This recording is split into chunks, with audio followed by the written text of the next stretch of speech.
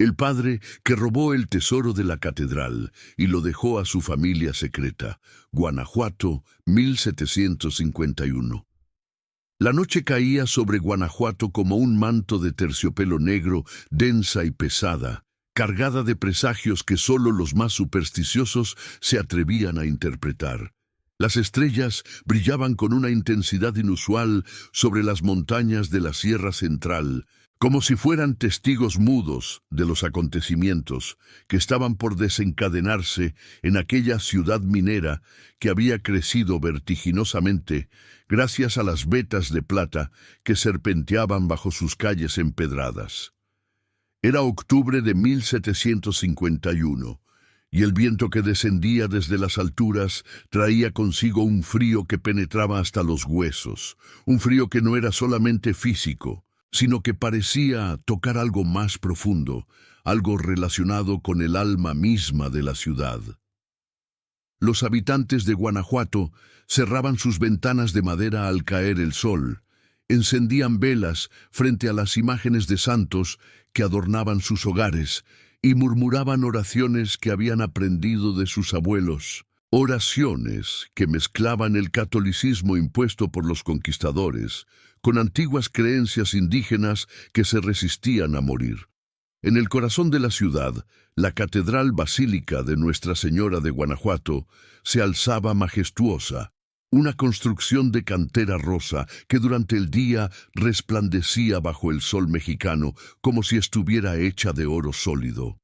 Pero de noche, aquella misma piedra adquiría un tono rojizo oscuro, casi sanguinolento, que hacía que los viajeros que llegaban a la ciudad se detuvieran un momento antes de cruzar sus umbrales, como si una fuerza invisible les advirtiera de que aquel no era un lugar común, sino un espacio donde lo sagrado y lo profano se encontraban en una danza peligrosa.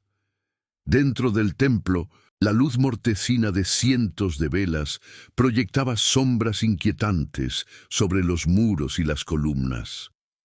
Las estatuas de los santos parecían cobrar vida en la penumbra, sus ojos de vidrio brillando con un fulgor extraño, sus manos extendidas en gestos de bendición que vistos desde ciertos ángulos podrían interpretarse como advertencias o acusaciones. El aire estaba impregnado de un olor a incienso, cera derretida y humedad ancestral, una mezcla que mareaba a quienes permanecían mucho tiempo dentro del edificio. Arrodillado frente al altar mayor, con la frente apoyada sobre las manos juntas, en actitud de oración, el padre Sebastián Mendoza permanecía inmóvil desde hacía más de 2 horas. A primera vista, cualquiera habría pensado que estaba sumido en profunda meditación espiritual, cumpliendo con sus deberes sacerdotales de manera ejemplar. Pero la realidad era muy diferente. Sebastián no oraba, no podía orar.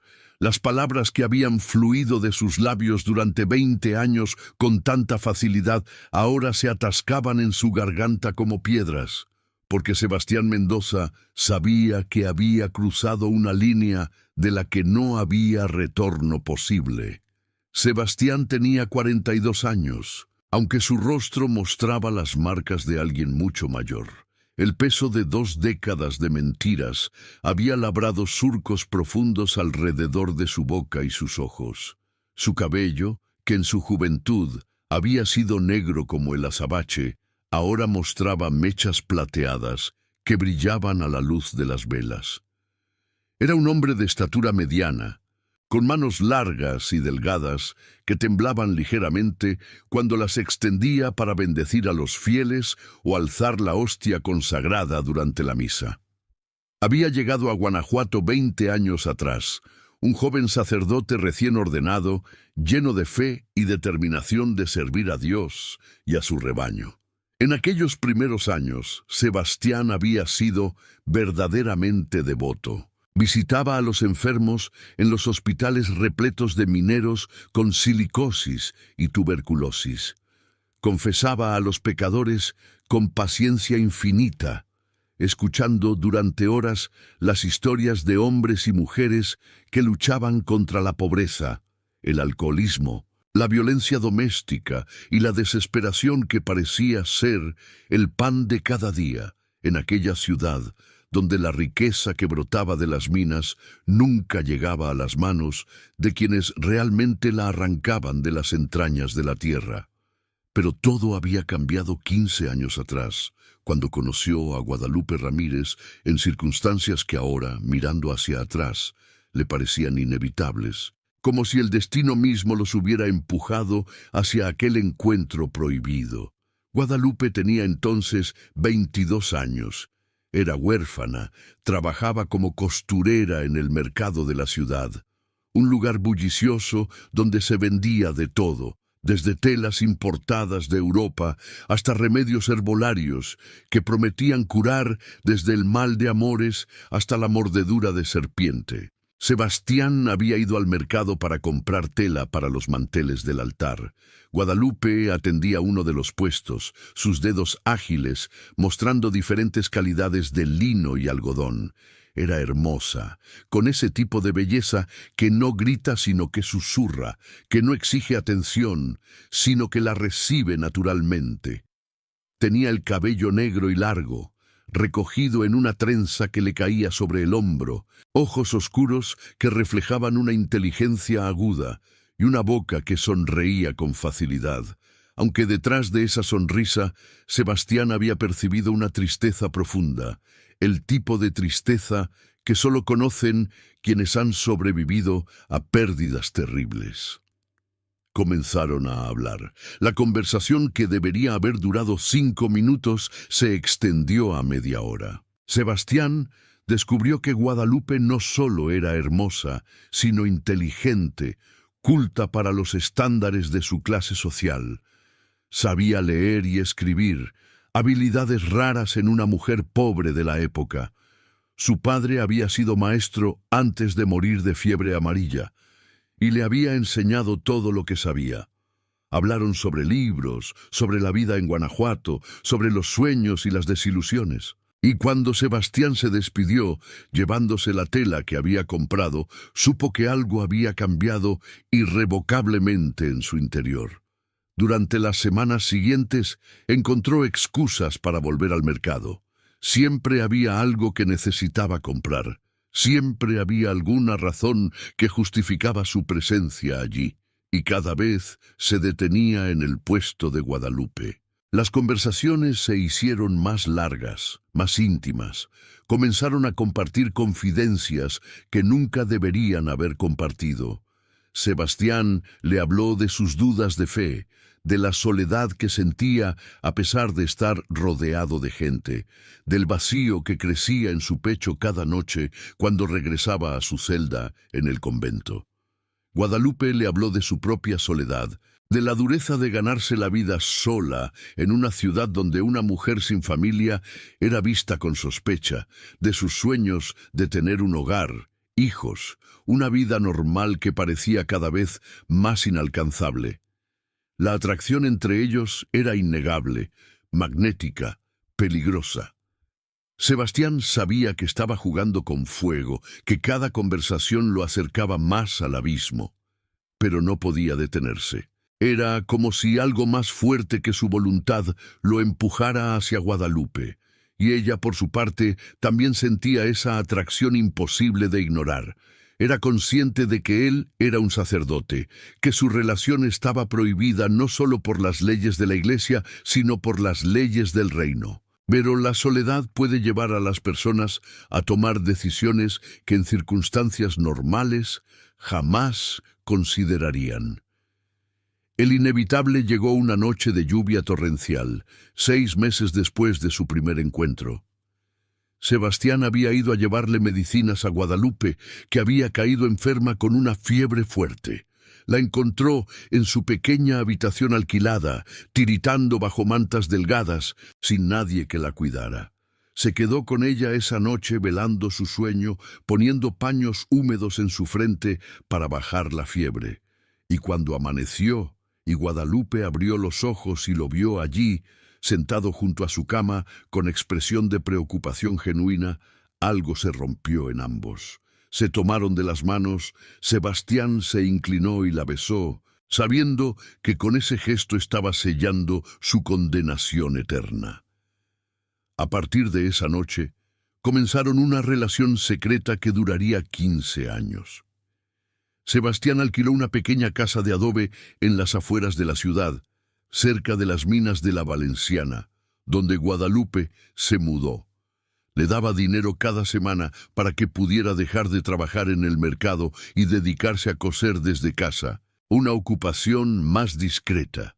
La visitaba 2 o 3 veces por semana, siempre de noche, siempre con cuidado de no ser visto. Y durante el día seguía siendo el padre Mendoza, el sacerdote devoto que confesaba pecados ajenos mientras cometía el suyo propio. 14 meses después del inicio de su relación, nació Mateo.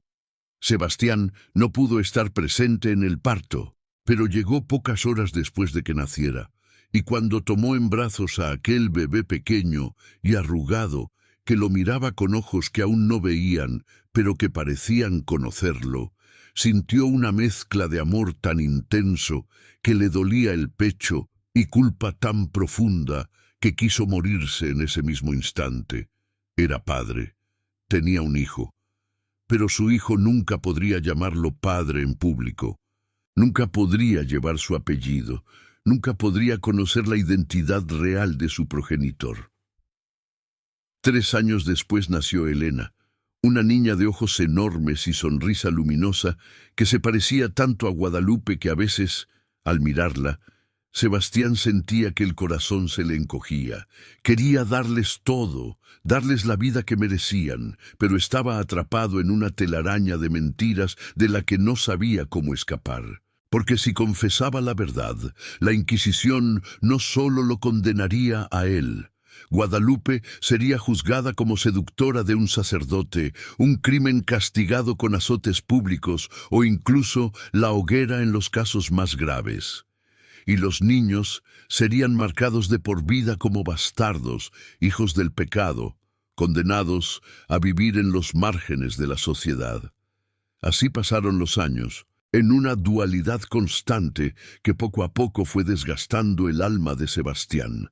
De día era el padre Mendoza, respetado por todos, consultado en asuntos espirituales, invitado a las casas de los ricos mineros para bendecir sus hogares y bautizar a sus hijos legítimos. De noche era simplemente Sebastián, un hombre común que jugaba con sus hijos, que abrazaba a la mujer que amaba, que soñaba con una vida imposible donde pudieran ser una familia normal. El peso de la mentira era como una piedra que cargaba sobre los hombros, una piedra que crecía más pesada con cada año que pasaba. El dinero siempre fue un problema. El estipendio que recibía como sacerdote era modesto, diseñado para un hombre célibe que vivía en comunidad con otros sacerdotes y cuyas necesidades eran mínimas. Mantener 2 hogares, criar 2 hijos y pagar las medicinas de Guadalupe, cuya salud siempre fue delicada, requería recursos que Sebastián simplemente no tenía.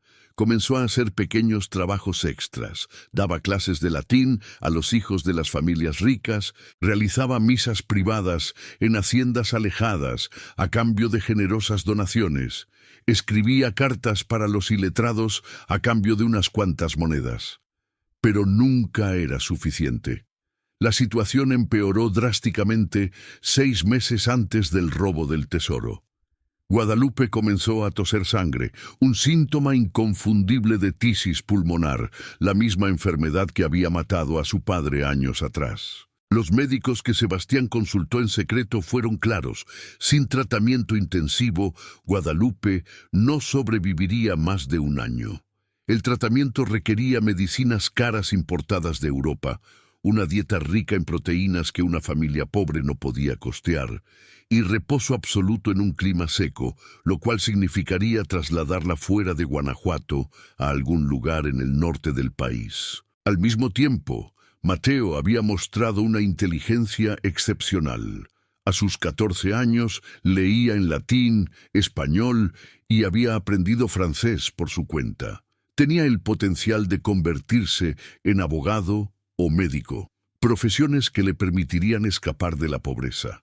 Pero para acceder a esos estudios necesitaba dinero, mucho dinero para pagar tutores y eventualmente la universidad en la Ciudad de México. Y Elena, que a sus 11 años era una niña hermosa y talentosa, necesitaría una dote cuando llegara el momento de casarse. Sin dote, sus opciones matrimoniales serían limitadas. Probablemente terminaría casada con un peón de las minas, condenada a la misma vida de pobreza y trabajo duro que había vivido su madre. Fue en este contexto de desesperación que Sebastián comenzó a pensar lo impensable. El tesoro de la catedral era legendario. Generaciones de fieles habían donado piezas de oro y plata, joyas y reliquias, acumulando una riqueza que, según los rumores, valía más de 50,000 pesos, una fortuna que podría mantener a varias familias durante toda su vida. Las piezas más valiosas eran un conjunto de cálices de oro macizo, cada uno del tamaño de la cabeza de un hombre, incrustados con esmeraldas colombianas del tamaño de huevos de codorniz, y rubíes filipinos que brillaban como sangre líquida. Había también un relicario de oro que supuestamente contenía un fragmento de la verdadera cruz de Cristo, adornado con diamantes traídos de las minas de Golconda en la India. Entonces, Sebastián conocía cada pieza porque parte de sus deberes incluía limpiarlas y catalogarlas una vez al año. Sabía exactamente dónde se guardaban, en un cofre especial dentro de la sacristía, protegido por una cerradura elaborada cuya llave solo tenían el obispo y el sacristán mayor. Pero Sebastián también sabía que había una copia de esa llave, guardada en un cajón secreto del escritorio del obispo para usarse en caso de emergencia, y sabía cómo acceder a ese cajón porque había visto al obispo abrirlo en varias ocasiones. Durante meses, la tentación creció como una planta venenosa en su mente.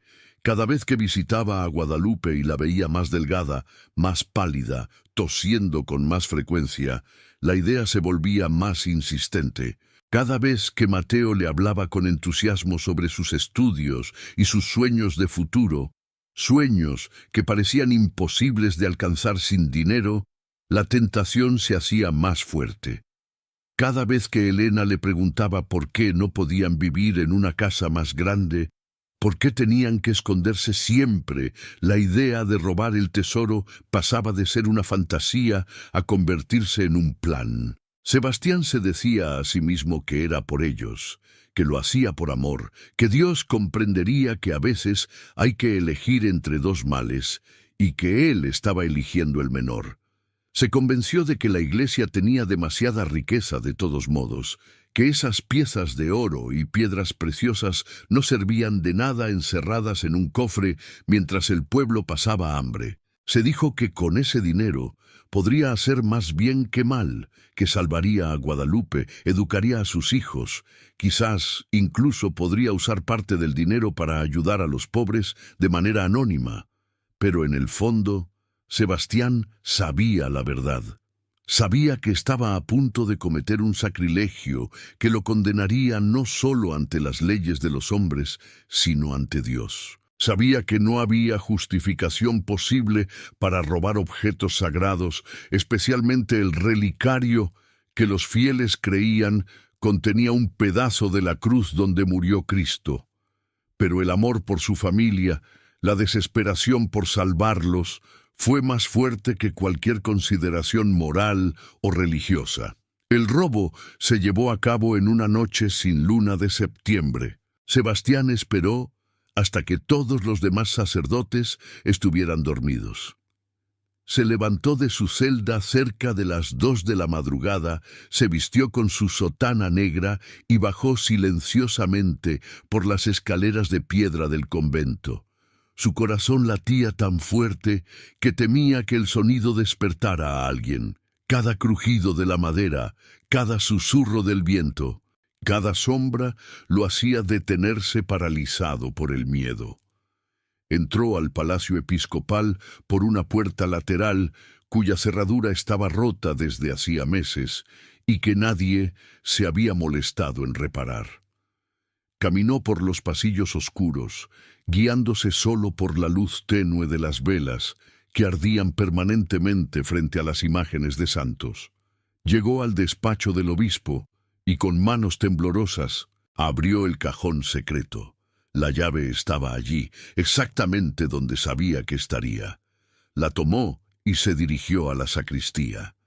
Abrir el cofre le tomó varios minutos porque sus manos temblaban tanto que apenas podía insertar la llave en la cerradura. Cuando finalmente lo logró y levantó la tapa, el brillo del oro a la luz de su linterna fue casi cegador. Por un momento, Sebastián se quedó paralizado, mirando aquel tesoro que representaba siglos de fe y devoción de miles de personas. Sintió una punzada de culpa tan aguda que pensó que su corazón dejaría de latir. Pero entonces pensó en Guadalupe tosiendo sangre, en Mateo estudiando a la luz de una vela porque no podían pagar aceite suficiente para lámparas mejores, en Elena, que nunca había tenido un vestido nuevo y que usaba la ropa remendada una y otra vez. Con movimientos rápidos, Sebastián tomó las piezas más valiosas, los 3 cálices de oro, el relicario con el supuesto fragmento de la cruz, 2 candelabros de plata maciza y un rosario de perlas y diamantes que había pertenecido a una reina española. Lo envolvió todo en un manto de altar y cerró el cofre. Devolvió la llave a su lugar en el despacho del obispo y, cargando su botín sagrado, salió del edificio por la misma puerta por la que había entrado, pero no se dirigió a la casa de Guadalupe. Sebastián sabía que ese sería el primer lugar donde buscarían si alguien descubría el robo y sospechaba de él. En cambio, bajó por una escalera estrecha que conducía a las catacumbas bajo la catedral. Estas catacumbas eran un secreto bien guardado, conocido solo por los clérigos más antiguos. Eran una red de túneles y cámaras que databan de la época de la construcción del templo, utilizadas originalmente para enterrar a los obispos y benefactores principales de la Iglesia. Pero con el tiempo, las catacumbas habían caído en desuso. Los nuevos obispos preferían ser enterrados en tumbas más ostentosas dentro de la catedral misma, y las cámaras subterráneas habían quedado abandonadas, olvidadas por la mayoría. Sebastián había explorado las catacumbas años atrás, movido por la curiosidad. Había descubierto que los túneles conectaban no solo con diferentes partes de la catedral, sino también con antiguas galerías mineras abandonadas que serpenteaban bajo toda la ciudad. Era un laberinto subterráneo donde sería fácil perderse y morir sin que nadie encontrara jamás el cuerpo. Pero Sebastián había memorizado la ruta, había hecho un mapa mental de los pasadizos principales. Caminó durante casi 1 hora por los túneles húmedos y oscuros, adentrándose cada vez más en las profundidades. El aire se volvía más denso, más difícil de respirar. Las paredes goteaban agua que formaba charcos en el suelo irregular. A veces escuchaba sonidos extraños, como susurros o gemidos lejanos, pero sabía que eran solo el viento colándose a través de grietas en la roca, o el sonido del agua fluyendo por canales subterráneos. Finalmente, llegó a una cámara pequeña, no más grande que su celda en el convento, oculta detrás de un muro que parecía sólido, pero que en realidad tenía una sección falsa que podía moverse. Había descubierto ese escondite por accidente durante una de sus exploraciones. Era el lugar perfecto para ocultar el tesoro. Nadie lo encontraría allí a menos que supiera exactamente dónde buscar. Sebastián colocó el manto con las piezas robadas en el suelo de tierra, se arrodilló y se quedó mirándolas durante largo rato. Bajo la luz temblorosa de su linterna, los objetos parecían tener vida propia. Las esmeraldas brillaban con un verde profundo, hipnótico. Los rubíes lanzaban destellos rojos que parecían pequeñas gotas de sangre. El oro reflejaba la luz creando patrones danzantes en las paredes húmedas de la cámara. Por primera vez desde que había concebido el plan, Sebastián se permitió pensar en lo que acababa de hacer. Había robado objetos sagrados. Había violado la confianza que la Iglesia y sus superiores habían depositado en él. Había cometido un sacrilegio que lo condenaría a la excomunión si era descubierto, y probablemente a algo peor, la tortura y la muerte a manos de la Inquisición. Pero también pensó en Guadalupe, en cómo ese dinero podría pagar los mejores médicos de la Ciudad de México, cómo podría trasladarla a un clima más seco donde sus pulmones tendrían una oportunidad de sanar. Pensó en Mateo, en cómo podría costear su educación, darle las herramientas para escapar de la pobreza que había sido el destino de generaciones de su familia. Pensó en Elena, en cómo podría asegurarle un futuro digno. Se convenció una vez más de que había hecho lo correcto, aunque en el fondo de su alma sabía que estaba mintiéndose a sí mismo. Cubrió las piezas con un paño de lino, reconstruyó el muro falso y comenzó el largo camino de regreso a la superficie. Cuando emergió de las catacumbas, el cielo comenzaba a aclararse en el este. Tenía apenas una hora antes de que los otros sacerdotes despertaran para rezar los maitines. Se metió en su celda, cerró la puerta y se dejó caer sobre el catre estrecho. Estaba temblando, no de frío, sino de una mezcla de adrenalina, miedo y algo que podría ser remordimiento.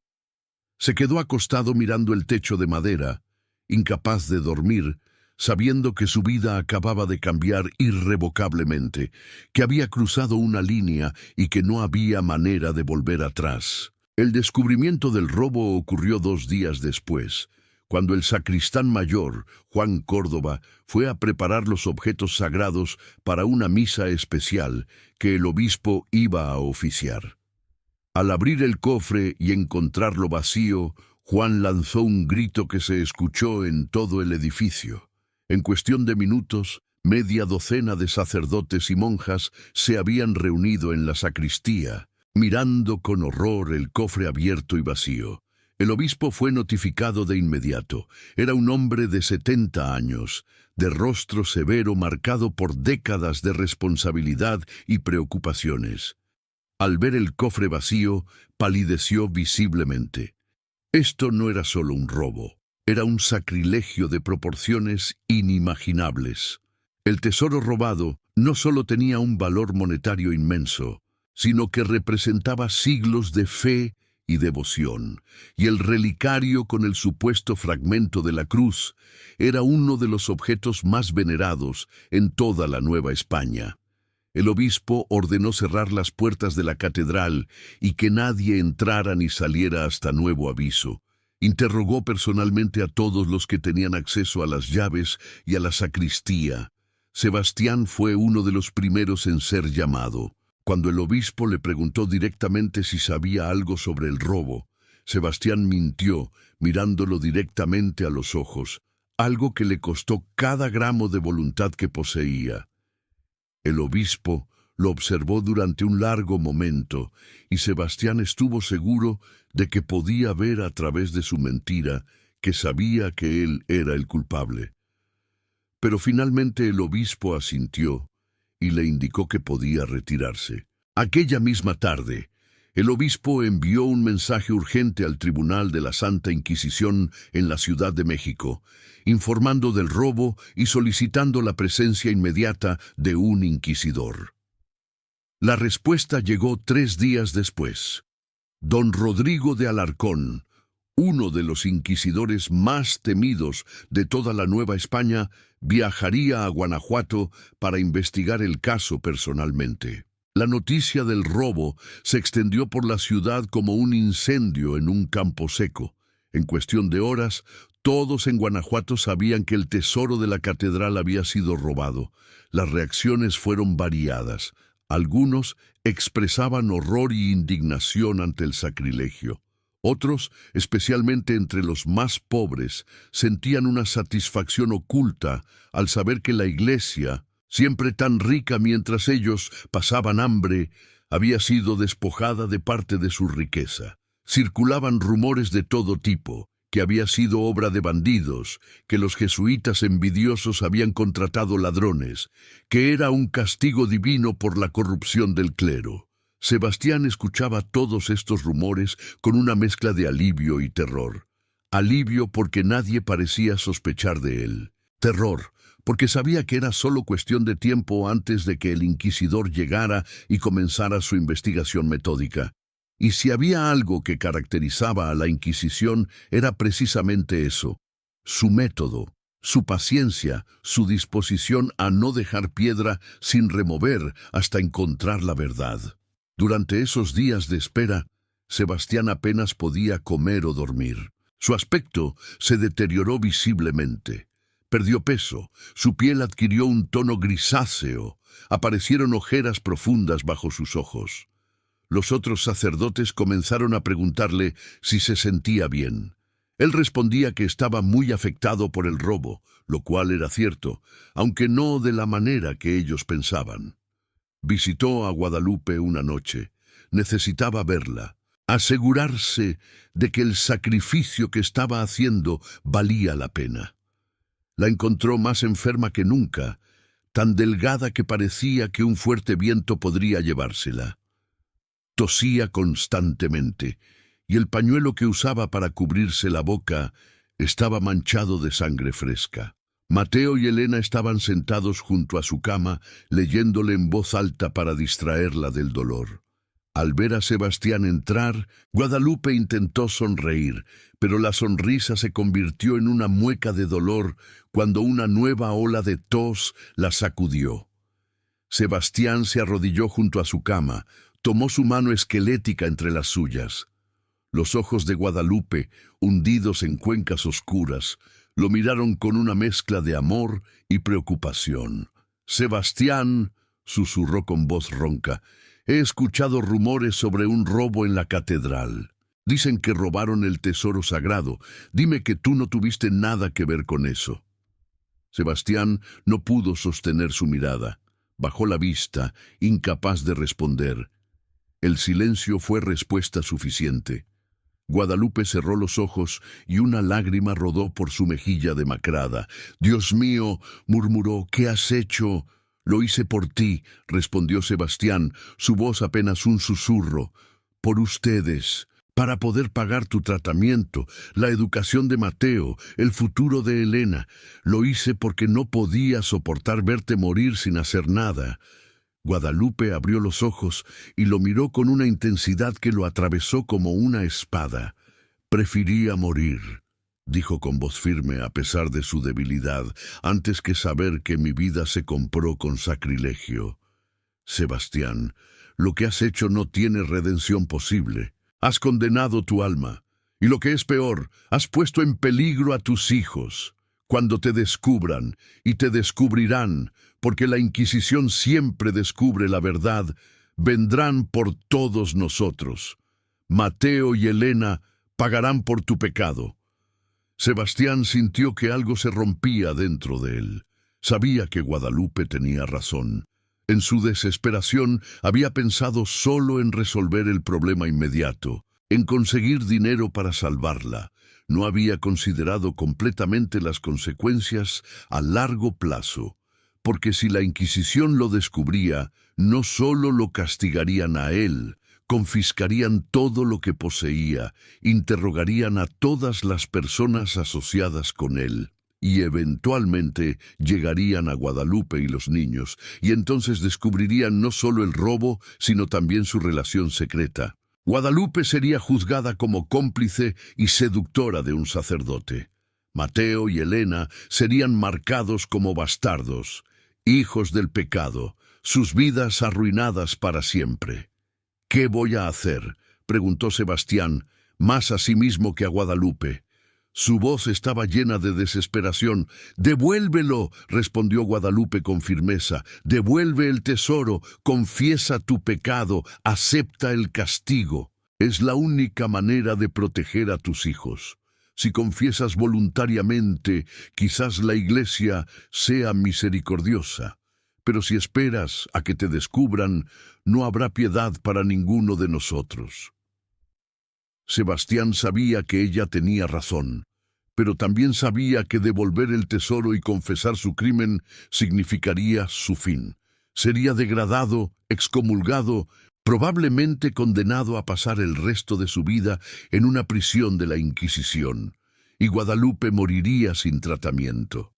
Mateo y Elena crecerían sabiendo que su padre era un ladrón sacrílego. El peso de esas consecuencias era aplastante. «No puedo», susurró finalmente. «No puedo hacerlo». Guadalupe lo miró con tristeza infinita. Luego cerró los ojos y apartó su mano.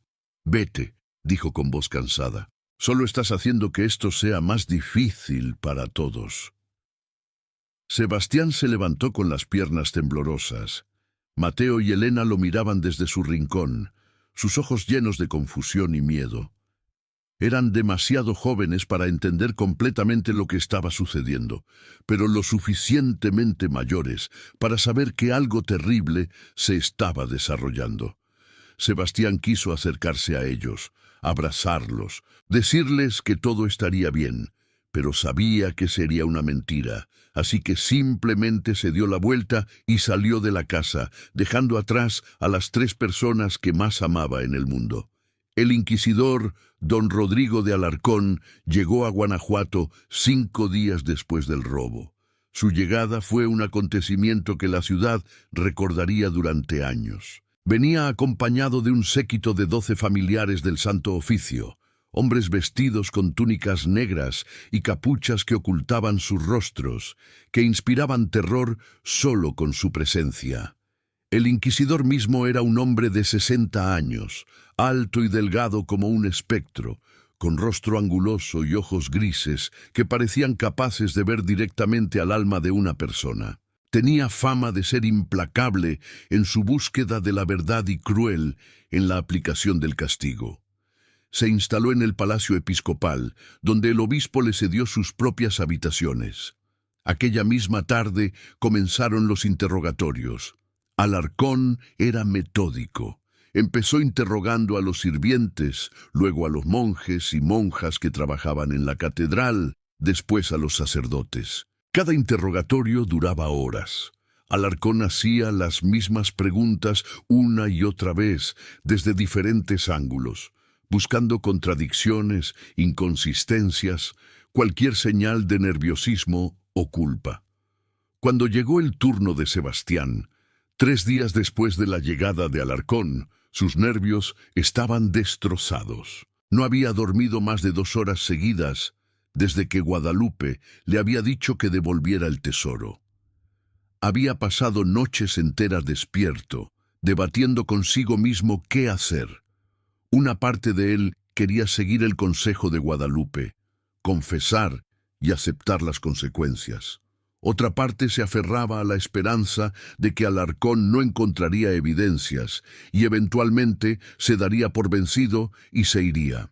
El interrogatorio tuvo lugar en una sala del Palacio Episcopal que había sido convertida en una improvisada cámara de interrogación. Era una habitación austera, con paredes de piedra desnuda, una mesa de madera y 2 sillas. No había ventanas, solo velas que proyectaban sombras danzantes.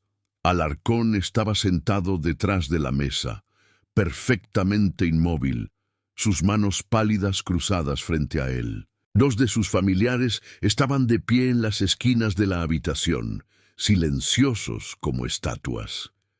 Sebastián entró con las piernas temblando, el corazón latiendo tan fuerte que estaba seguro de que todos en la habitación podían escucharlo. Alarcón lo observó en silencio durante un largo minuto antes de hablar. Cuando finalmente lo hizo, su voz era suave, casi gentil, lo cual de alguna manera era más aterrador que si hubiera gritado. «Padre Mendoza», comenzó, «gracias por venir. Sé que estos son tiempos difíciles para todos. Este robo sacrílego ha afectado profundamente a nuestra comunidad. Quiero que sepa que no estoy aquí para acusar a nadie sin pruebas. Estoy aquí para encontrar la verdad, sea cual sea. Sebastián asintió, incapaz de confiar en su voz para responder. Alarcón continuó. Necesito que me cuente exactamente dónde estaba la noche del robo. No omita ningún detalle, por insignificante que le parezca. La mente de alguien con conciencia tranquila no tiene problemas para recordar detalles. La mente de alguien que tiene algo que ocultar, en cambio, tiende a ser vaga, imprecisa. Sebastián tragó saliva con dificultad. Estaba, como siempre, en mi celda, respondió, tratando de mantener la voz firme. Había rezado completas con los demás hermanos. Después me retiré a mi habitación. Leí brevemente las Sagradas Escrituras y me dormí. No escuché ni vi nada fuera de lo común. ¿A qué hora se durmió?, preguntó Alarcón, sus ojos grises clavados en el rostro de Sebastián como agujas. Alrededor de las 9 de la noche, respondió Sebastián, quizás un poco más tarde, y no salió de su celda en toda la noche. No bajó a la cocina por agua, no fue al baño, no dio un paseo por el jardín para meditar. No, respondió Sebastián. Dormí toda la noche sin interrupción. Eso es curioso, dijo Alarcón, abriendo un cuaderno que tenía frente a él, porque tengo el testimonio del hermano Francisco, quien sufre de insomnio y pasa la noche caminando por los pasillos. Dice que alrededor de las 2 de la madrugada vio luz bajo su puerta, Padre Mendoza, y que escuchó movimiento. ¿Cómo explica eso si estaba dormido? Sebastián sintió que su estómago se hundía. El hermano Francisco. No había pensado en él, en su hábito de caminar de noche. A veces me despierto y enciendo una vela para rezar, respondió rápidamente. Tengo pesadillas. Rezar me ayuda a volver a dormir.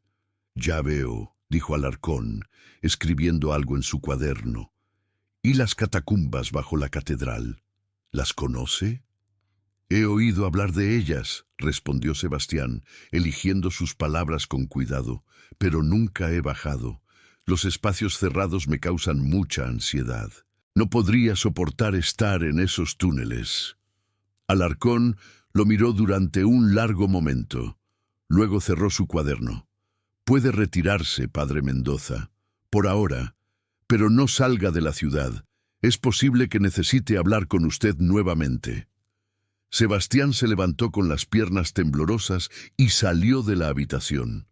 En el pasillo tuvo que apoyarse contra la pared para no caer. Estaba seguro de que Alarcón sospechaba de él. El inquisidor era demasiado inteligente, demasiado experimentado. Era solo cuestión de tiempo antes de que reuniera suficientes evidencias para arrestarlo. Los días siguientes fueron una agonía. Sebastián no se atrevía a visitar a Guadalupe temiendo que alguien lo siguiera. Tampoco se atrevía a acercarse a las catacumbas para verificar el tesoro. Se sentía atrapado, observado constantemente, y tal vez lo estaba. Los familiares del Santo Oficio eran maestros en el arte de la vigilancia discreta. Podrían estar observándolo en ese mismo momento sin que él lo supiera. La cuarta y última desaparición ocurrió en la noche del 10º día desde la llegada de Alarcón. Esta vez fue un comerciante rico llamado Diego Montero, quien había hecho su fortuna con las minas de plata. Diego era conocido por sus generosas donaciones a la iglesia y por su piedad ostentosa. Aquella noche había ido a la catedral para hacer una donación en persona al obispo.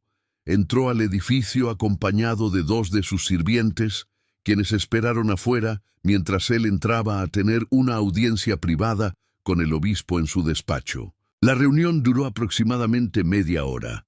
Cuando terminó, Diego salió del despacho del obispo y les dijo a sus sirvientes que necesitaba rezar un momento en la capilla antes de irse. Los sirvientes lo vieron entrar a la capilla.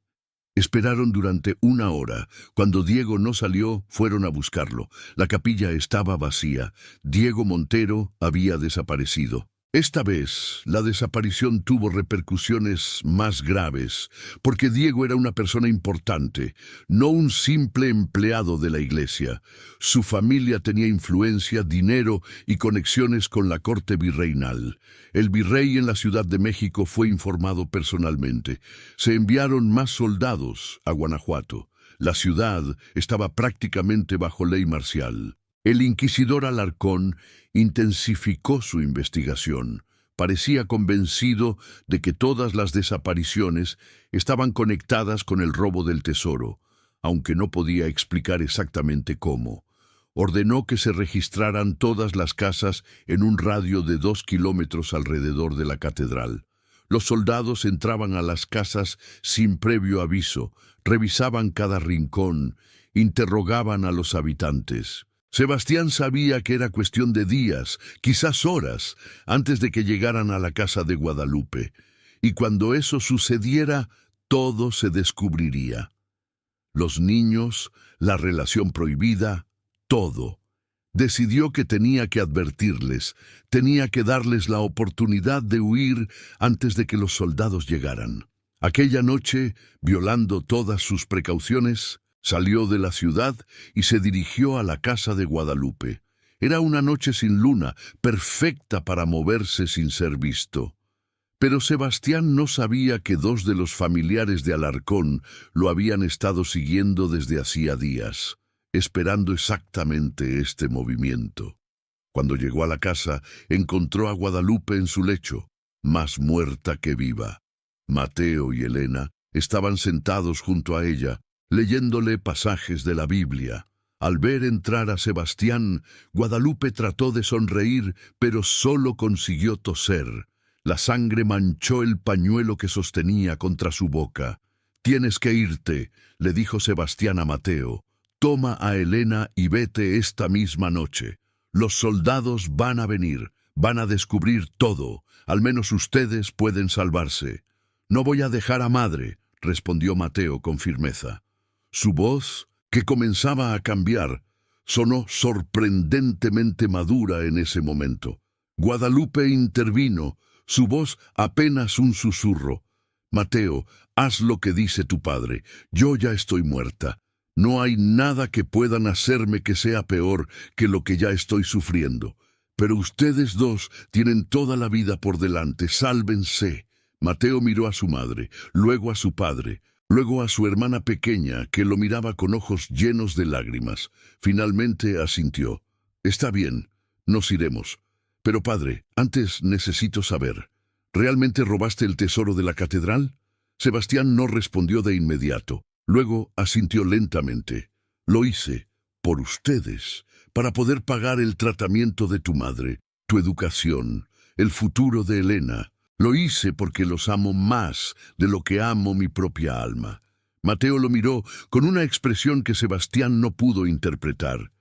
No era solo decepción ni ira, era algo más complejo, algo que parecía ser una mezcla de comprensión y tristeza profunda. «Entiendo», dijo finalmente, «y te perdono, pero eso no cambia lo que has hecho, padre. Has robado objetos sagrados, has mentido durante años. Has puesto en peligro a tu familia. El amor no justifica todo». «Lo sé», respondió Sebastián, las lágrimas corriendo por sus mejillas. «Lo sé. Y lo lamento más de lo que las palabras pueden expresar». «Entonces, ¿por qué no lo devuelves?», preguntó Mateo. «¿Por qué no confiesas? Todavía tienes tiempo de hacer lo correcto». «Porque soy un cobarde», respondió Sebastián simplemente. «Porque tengo miedo de lo que me harán. Porque una parte de mí todavía espera que de alguna manera pueda salir de esto sin consecuencias». «Los cobardes nunca son libres, padre», dijo Mateo. «Lo leí en un libro que encontré en el mercado sobre los filósofos griegos antiguos. La libertad real solo viene cuando dejamos de tener miedo de las consecuencias de nuestras acciones, cuando aceptamos la responsabilidad de lo que hemos hecho». Sebastián miró a su hijo con una mezcla de orgullo y dolor. A sus 14 años, Mateo ya era más sabio de lo que Sebastián había sido jamás. «Tienes razón», dijo finalmente. «Mañana confesaré todo, devolveré el tesoro, aceptaré mi castigo, pero primero necesito asegurarme de que ustedes estén a salvo». En ese momento, la puerta de la casa se abrió violentamente. Los dos familiares del Santo Oficio que habían seguido a Sebastián entraron con espadas desenvainadas, seguidos por 4 soldados. «Nadie se mueva», ordenó uno de ellos. «Están todos arrestados por orden del Santo Oficio de la Inquisición». Lo que siguió fue una pesadilla. Sebastián, Guadalupe, Mateo y Elena fueron arrestados y llevados en carreta de regreso a Guanajuato. Guadalupe estaba tan enferma que tuvieron que cargarla en una camilla. Los soldados no mostraron ninguna compasión. Para ellos eran simplemente criminales que habían violado las leyes de Dios y del rey. Los encerraron en celdas separadas en las mazmorras del palacio episcopal. Sebastián fue interrogado durante horas por Alarcón. Esta vez el inquisidor no fue gentil. Las preguntas eran duras, acusatorias. Exigía saber dónde estaba el tesoro, quiénes eran sus cómplices, cómo había planeado el robo. Sebastián confesó todo excepto la ubicación exacta del tesoro, no porque quisiera protegerlo, sino porque en su estado de agotamiento y terror, su mente era incapaz de formar pensamientos coherentes. Después de 3 días de interrogatorios, Alarcón ordenó que llevaran a Sebastián a las catacumbas. «Si no quieres decirme dónde está el tesoro, entonces lo encontraré yo mismo, y tú me guiarás. Si intentas engañarme, tu familia pagará las consecuencias». Sebastián no tuvo opción. Guió a Alarcón y sus hombres a través de los túneles oscuros hasta la cámara secreta donde había escondido el tesoro. Cuando movieron el muro falso y vieron las piezas de oro brillando a la luz de las antorchas, Alarcón sonrió por primera vez desde que había llegado a Guanajuato. Era una sonrisa fría, sin alegría. «Bien», dijo, «al menos en esto no has mentido». El tesoro fue recuperado y devuelto a la catedral. Diego Montero, el comerciante desaparecido, fue encontrado 3 días después, vagando por el desierto fuera de la ciudad, desorientado y delirante. Al igual que los otros 3 desaparecidos, hablaba de un hombre encapuchado que lo había secuestrado y lo había obligado a escuchar largos discursos sobre la libertad y la opresión. El patrón era claro. Alguien estaba usando las desapariciones para enviar un mensaje político. Alarcón estaba convencido de que Sebastián era también responsable de las desapariciones, que todo era parte de un complot más grande contra la Iglesia. Pero Sebastián insistía en su inocencia en ese aspecto. Admitía el robo del tesoro, admitía su relación prohibida con Guadalupe, pero negaba categóricamente haber tenido algo que ver con los secuestros. El juicio fue un espectáculo público. Se llevó a cabo en la plaza principal de Guanajuato, frente a cientos de personas que se habían reunido para presenciar la caída de uno de sus sacerdotes. Alarcón actuó como juez, fiscal y jurado. La sentencia estaba decidida antes de que el juicio comenzara. Sebastián Mendoza fue declarado culpable de sacrilegio, robo de objetos sagrados, violación de sus votos de celibato y vida inmoral. Fue degradado públicamente, despojado de sus vestiduras sacerdotales en una ceremonia humillante.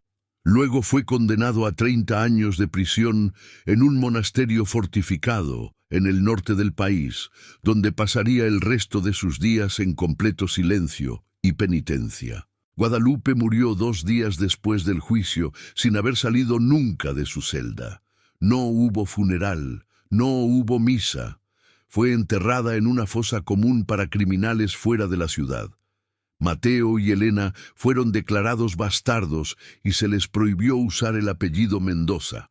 Fueron entregados a un orfanato administrado por monjas, donde serían criados en la fe y educados en la humildad.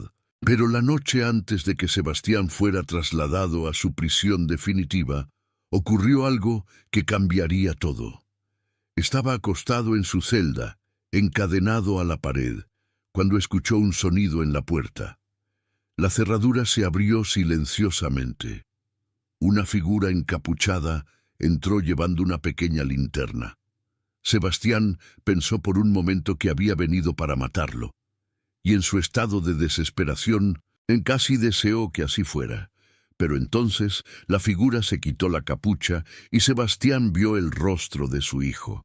Mateo había crecido en los últimos meses.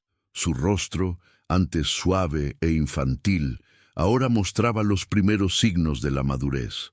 Sus ojos, sin embargo, eran los mismos, inteligentes, profundos, llenos de una comprensión que iba más allá de sus años. «Padre», susurró Mateo, «he venido a contarte la verdad. Madre murió perdonándote. Sus últimas palabras fueron una oración por tu alma. Elena está bien. Las monjas la están tratando con amabilidad, pero hay algo que necesitas saber antes de que te lleven». Sebastián lo miró, confundido. Mateo continuó: «Yo fui quien secuestró a esas 4 personas. Yo dejé los mensajes sobre la libertad. Yo orquesté todo». Sebastián se quedó paralizado. No podía ser verdad. Su hijo, un muchacho de 14 años, capaz de secuestrar a 4 adultos y mantenerlos prisioneros durante días, era imposible. Pero Mateo le contó toda la historia. Cómo había descubierto el robo del tesoro semanas antes, al seguir a Sebastián una noche. Cómo había visto dónde lo escondía en las catacumbas. Y cómo había decidido usar ese conocimiento no para denunciar a su padre, sino para algo más grande. «Durante años», explicó Mateo, «he estado leyendo sobre filosofía política, sobre la Ilustración europea, sobre las ideas de libertad y derechos del hombre. He soñado con un México libre, donde el pueblo no esté sometido ni a la corona española, ni a una iglesia corrupta.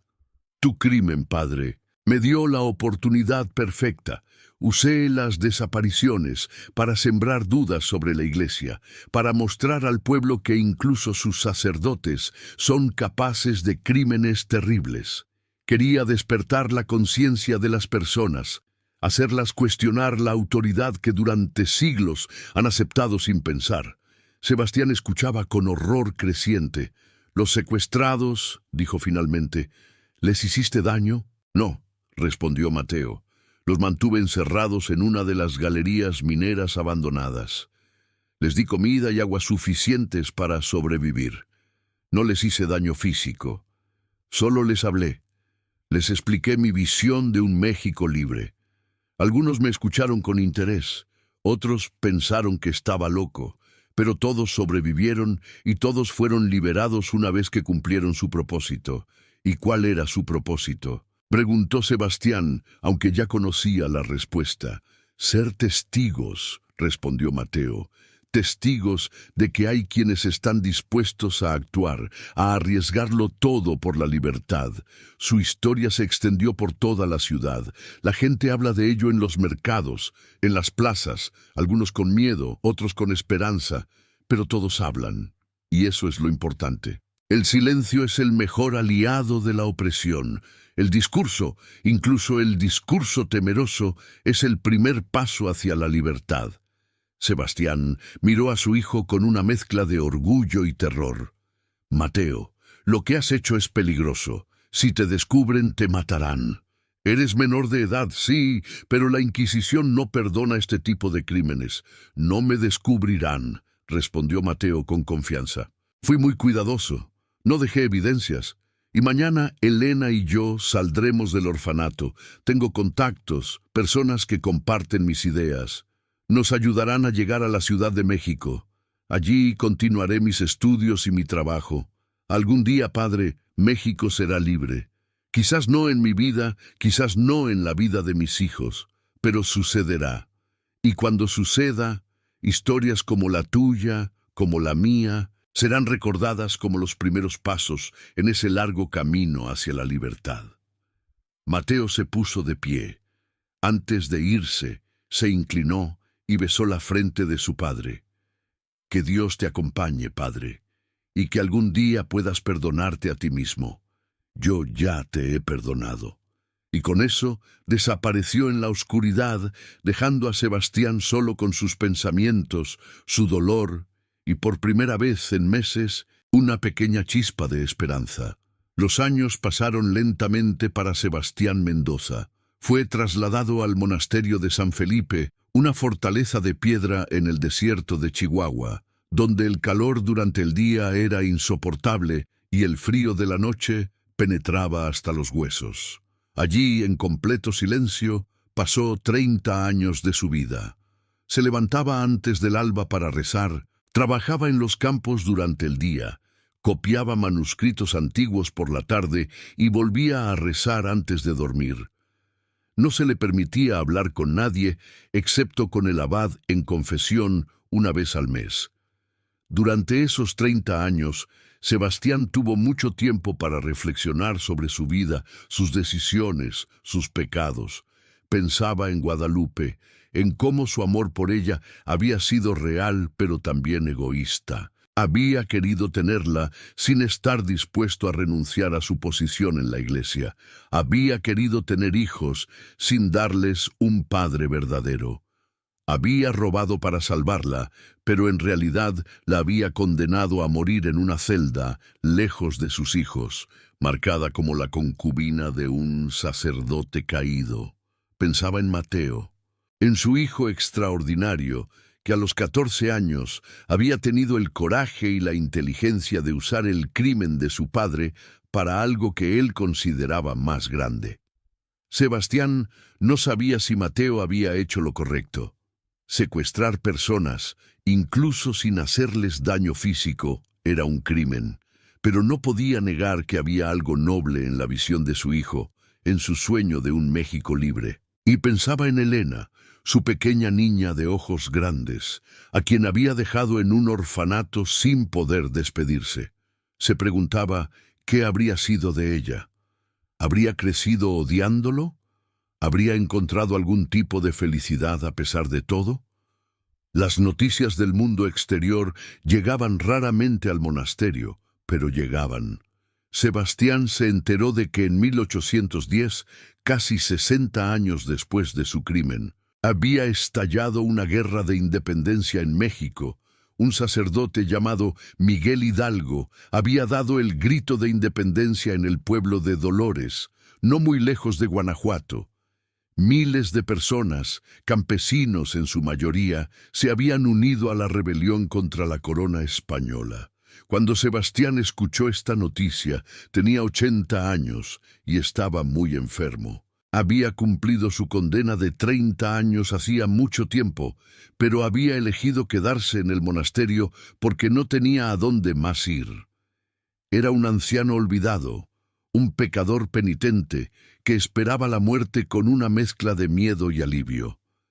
Pero al escuchar sobre la rebelión, Sebastián pensó en Mateo. Su hijo había hablado sobre la libertad de México casi 60 años atrás, cuando era solo un adolescente. Habría vivido para ver el comienzo de esa libertad, habría participado en la rebelión. Sebastián nunca lo sabría. Murió 3 meses después de escuchar la noticia de la rebelión. Fue enterrado en el pequeño cementerio del monasterio, sin lápida, sin nombre, solo otra tumba anónima en el desierto. Pero la historia de Sebastián Mendoza no terminó con su muerte. En Guanajuato, la historia del sacerdote que robó el tesoro de la catedral y las misteriosas desapariciones que siguieron, se había convertido en leyenda. Durante las décadas siguientes, la historia fue contada y recontada, cada vez con nuevos detalles añadidos por la imaginación popular. Algunos decían que Sebastián había sido poseído por el demonio, que eso explicaba su caída. Otros aseguraban que el tesoro estaba maldito, que cualquiera que lo tocara estaba condenado. Los más románticos transformaron la historia en una tragedia de amor, enfatizando el amor de Sebastián por Guadalupe y minimizando sus crímenes. Pero había otra versión de la historia, una que circulaba en secreto entre ciertos grupos, especialmente entre los que simpatizaban con las ideas de independencia. En esta versión, Sebastián era un héroe trágico, un hombre que había desafiado a la iglesia corrupta y había pagado un precio terrible por ello.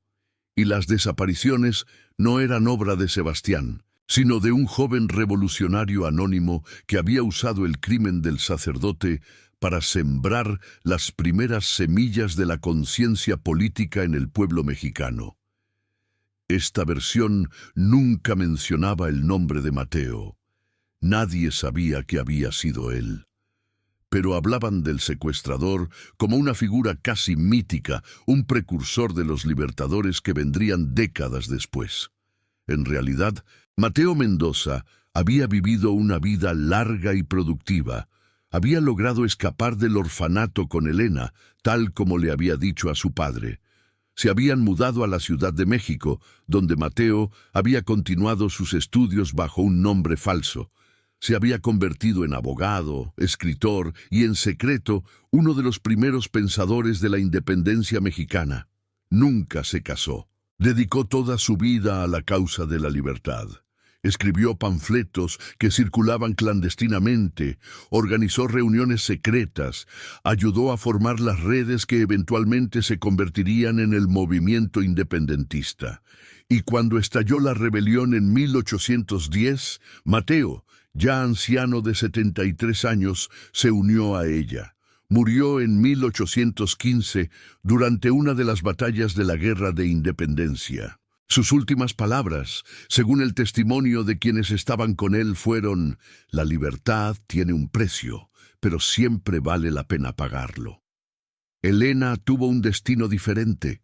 Se casó joven con un comerciante honesto que no le importaba su pasado.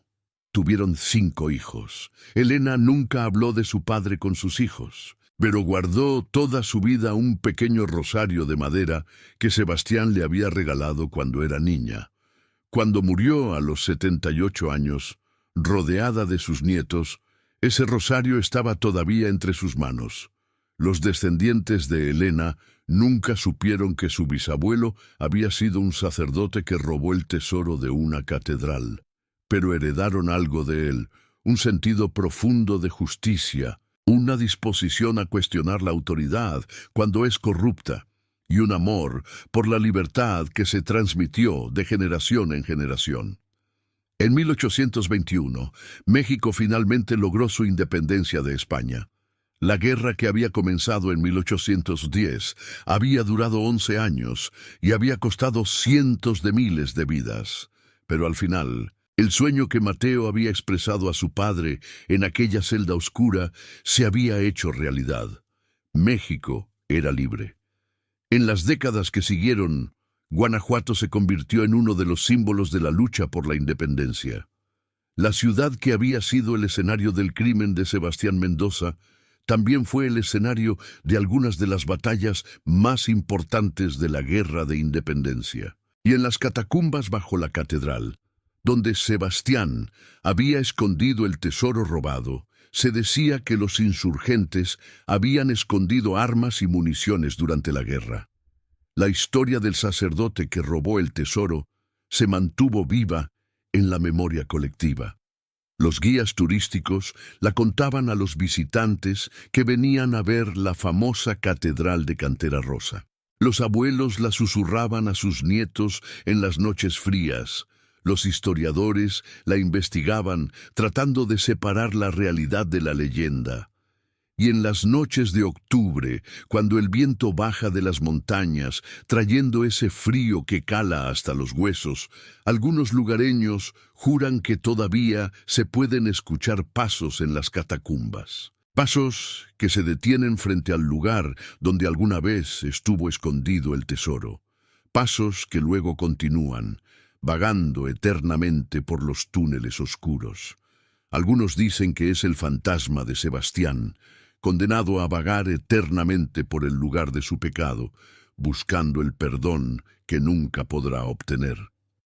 Otros aseguran que es el espíritu de Mateo, que regresa para recordar a los vivos que la libertad tiene un precio, pero que ese precio siempre vale la pena pagarlo. Y si uno presta mucha atención en esas noches de octubre, si uno baja a las catacumbas con una linterna y un corazón valiente, todavía se puede encontrar, grabada en las paredes húmedas de piedra, una palabra escrita con carbón hace más de 2 siglos. Una palabra que resume todo lo que aquellos hombres vivieron, por lo que lucharon y por lo que finalmente murieron. La palabra es simple, solo 8 letras, pero contiene dentro de sí el poder de cambiar el mundo, la fuerza de mover montañas, la capacidad de hacer que un hombre sacrifique todo lo que tiene, todo lo que es, por algo más grande que él mismo. La palabra es libertad. Y mientras esa palabra permanezca grabada en esas paredes, mientras la historia de Sebastián Mendoza siga siendo contada, mientras las personas recuerden que incluso en los momentos más oscuros hubo quienes se atrevieron a desafiar la opresión, la llama de la esperanza nunca se extinguirá completamente. Porque la libertad, una vez que nace en el corazón de una persona, nunca muere del todo. Puede ser suprimida, puede ser escondida, puede ser negada, pero siempre encuentra la manera de regresar, más fuerte que antes, más brillante que nunca. Y así termina la historia del padre Sebastián Mendoza, que robó el tesoro de la Catedral de Guanajuato en 1751. Una historia de amor y traición, de pecado y redención, de opresión y libertad. Una historia que nos recuerda que todos pagamos un precio por nuestras decisiones, pero que a veces ese precio es el que nos permite a otros ser libres. En las catacumbas de Guanajuato, el silencio es profundo. Pero si escuchas con atención, si permites que tu mente se abra a las voces del pasado, todavía puedes escuchar el eco de aquellos pasos, el susurro de aquellas oraciones, el murmullo de aquellas conversaciones que cambiaron el curso de la historia. Y en las paredes de piedra, bajo capas de polvo y siglos de olvido, esa palabra permanece. Libertad. Una palabra que costó todo a algunos, pero que dio esperanza a todos. Una palabra por la que vale la pena vivir, y si es necesario, por la que vale la pena morir.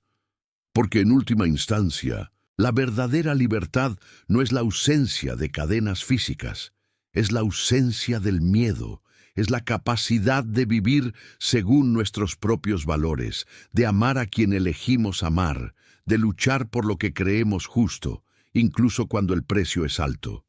Incluso cuando el precio es todo lo que tenemos. Sebastián Mendoza pagó ese precio. Mateo Mendoza pagó ese precio. Guadalupe pagó ese precio. Y miles, millones de personas a lo largo de la historia han pagado ese mismo precio. Algunos son recordados como héroes, otros son olvidados. Algunos son condenados como criminales, otros son venerados como santos.